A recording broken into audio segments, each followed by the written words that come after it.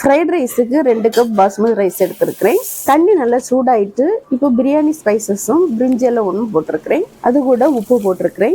எண்ணெய்க்கு பதிலாக நெய் சேர்த்து ரைஸை வேக வச்சோம்னா ரைஸ் வந்து ஒன்னோட ஒன்று ஒட்டாதுன்னு சொல்லி எங்கள் சின்ன எண்ணெயோட ஹஸ்பண்ட் சொன்ன டிப்ஸ் தான். அதை தான் நான் இப்பவும் ஃபாலோ பண்ணுறேன். ரைஸ் ஒரு 85% அளவு வெந்த உடனே சாதத்தை வடிச்சிட வேண்டியதுதான். ஃபர்ஸ்ட் டைம் முட்டையை வறுத்து எடுத்துடலாம். ஒரு கடாயில் கொஞ்சமாக எண்ணெய் விட்டுட்டு ஒரு 4 முட்டையை பெப்பரும் உப்பும் போட்டு கொஞ்சம் வறுவலாட்டு வறுத்து எடுத்துடணும். இனி சிக்கன் ஃப்ரை பண்றதுக்கு கடாயை வச்சு பொரிக்கிறதுக்கு ஆயில்.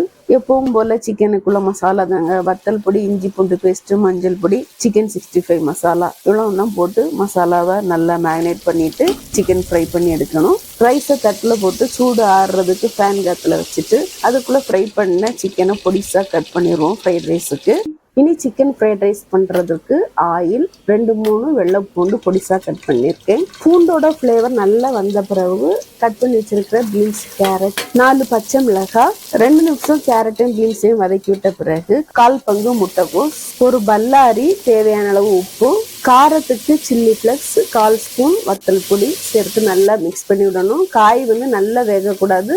வேக்காடு அளவுக்கு தான் காய் வெந்திருக்கணும். இப்போ ஆற வச்ச பாஸ்மதி ரைஸ் சேர்க்கணும். ஃப்ரை பண்ண சிக்கன், வறுத்து வச்சிருக்கிற முட்டை, பெப்பர் பவுடர், பொடிசா கட் பண்ண கொத்தமல்லி இலை, திரும்பவும் கொஞ்சம் உப்பு சேர்த்து எல்லாம் நல்லா மிக்ஸ் பண்ணி விடணும். Chicken fried rice ready.